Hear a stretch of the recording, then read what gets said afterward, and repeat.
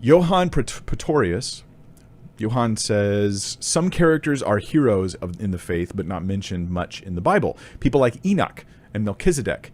How can I find out more about what was so special about their relationship with God? Oh, man.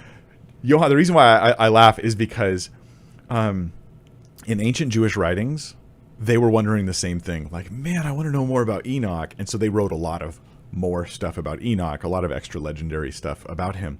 We just don't know. That's the thing. I mean, Johann, you could go to the book of Enoch, right? First Enoch, or there's other stuff as well.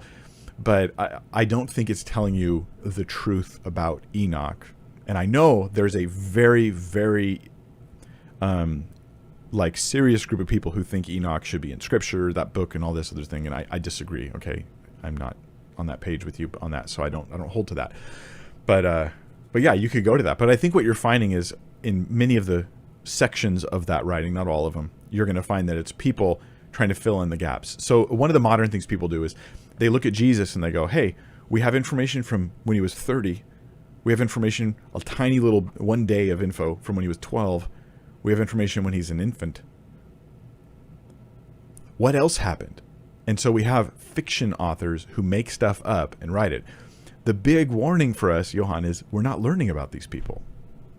If you want to know for sure what you can know about Enoch, you look up the word Enoch and you find every verse that refers to him. And that's what you know. And we just have to live with it. Yeah, we don't know that much about Enoch. We don't know that much about Melchizedek.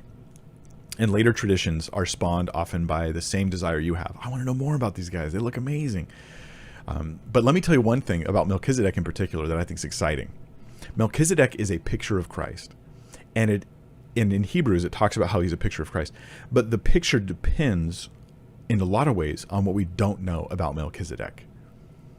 So I have a video on this. If you just search Melchizedek and my name, it'll pop up. You'll find it. But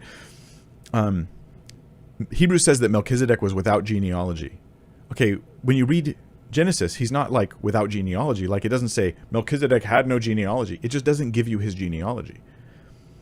It says that he was without father or mother. He didn't have beginning of life or end of days. It doesn't mean he was eternal.